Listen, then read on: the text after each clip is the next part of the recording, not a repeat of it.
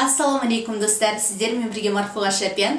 Әдеттегідей менің каналымда жүздесіп отырмыз. Мен сіздерге бүгін Рамазан айының соңғы 10 күнінде атқарылатын құлшылық ихтикаф туралы айтып бермекшімін. Жалпы ихтикаф дегеннің өзі ол оңашалану дегенді білдіреді. Пайғамбарымыз саллаллаху осы Рамазанның соңғы 10 күнінде оңашаланып мешітке барып тек құлшылықпен айналысады екен. Айша анамыздан келген хадис бар. Пайғамбарымыз саллаллаху жаңағындай Алла елшісі ешқайда шықпастан Рамазанның соңғы 10 күнін мешітте өткізетін, және оған қарап жарлары да солай өткізетін дейді.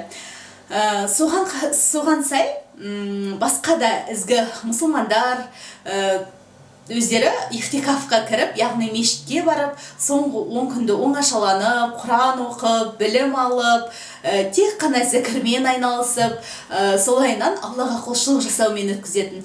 Ол кездері мешіттен шығуға да болмайды ихтикафқа кірген адам. Одан кейін дүниелік істермен айналысуға да болмайды, былайша айтқанда. Міне сондай бір амал.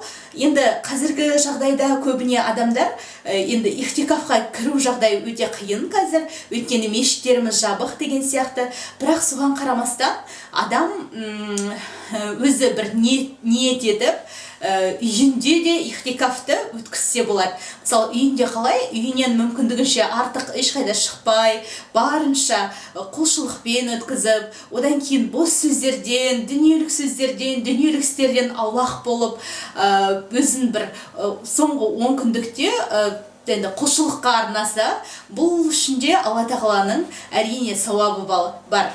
Сондықтан мүмкіндігінше осы соңғы 10 күндікті сіздерде барынша құлшылықпен өткізуге тырысыңыздар. Енді қолдарыңыздан келгенше мүлде барлық адамға айта алмаймыз ғой, дүниеңді тастап қой, немесе дүниелік істермен айналыспа деген секілді.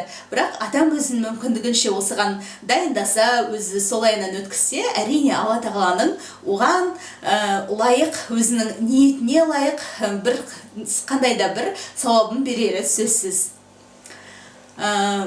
Рамазан айындағы құлшылықтарыңыз қабыл болсын, әсіресе мына соңғы 10 күндіктегі құлшылықтарыңыз қабыл болсын деген келеді.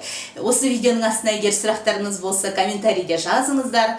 Каналыма лайк басып, маған қолдау білдіріп қойыңыздар. Мына төменде көрсетілген инстаграмыма да жазылып, ол жақтан да түрлі пайдалы ақпараттарды алуға тырысыңыздар. Келесі кездескенше аман сау болыңыздар.